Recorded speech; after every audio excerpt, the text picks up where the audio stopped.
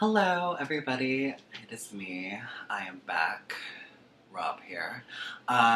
So today I wanted to talk about something that I recently have been experiencing, and that is the question, when will I make it?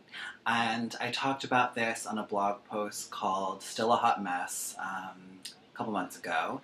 And it was basically when you reach that point where, especially for if you're an artist, if you are starting your own business, or whatever it is that you are trying to accomplish and achieve, the question is, when will it happen? When will it happen? Am I doing it fast enough? And especially when you see people who may be your same age or younger than you or not too much older than you, who are really succeeding in their career or gaining some sort of traction from a social media standpoint, whatever the case may be, that's a fear of, when will this happen for me? Will it ever happen for me? And so a thing that I have learned, I met with my therapist, Julie, this past week, actually, and I was talking about the importance of being in love with what you do. So we kind of get in this place where when we discover that we love something, for me it could be writing, and sharing a blog post and getting feedback and hearing from people and connecting with others. You are connecting with love in that moment, especially when the thing that you're sharing or the thing that you're putting out there is something that comes from a pure place, that comes from a place of love, and a place of service.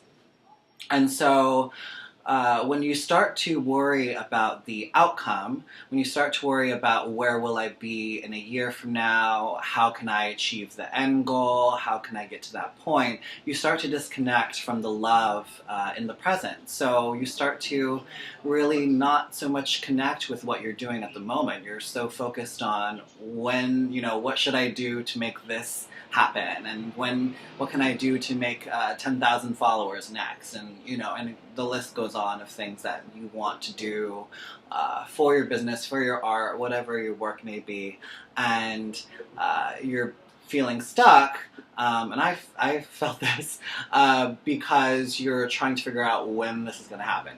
So the most important lesson here is to remember that there is love in the present moment of what you're doing now, and to always pull back and to come back into that loving place with whatever it is that you're making.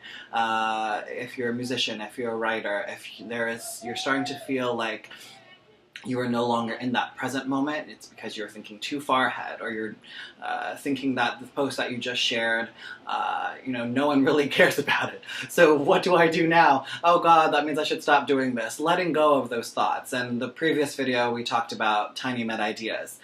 So working through and understanding those tiny meta ideas is a huge step in this process, and remembering that each time that you sit in the present moment and create the work that you want to create from a loving place, that is where the true growth comes from. That is where growth spiritually for you, and seeing the growth in your work and how it is being shared with the world.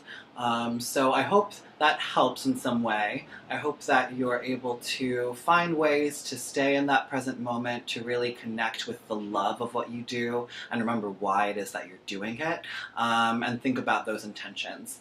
If you have any questions or would like to chat with me about this sort of thing, feel free. You can reach out to me on my social media or my email, queerspinsterblog@gmail.com. Thanks, guys. Bye.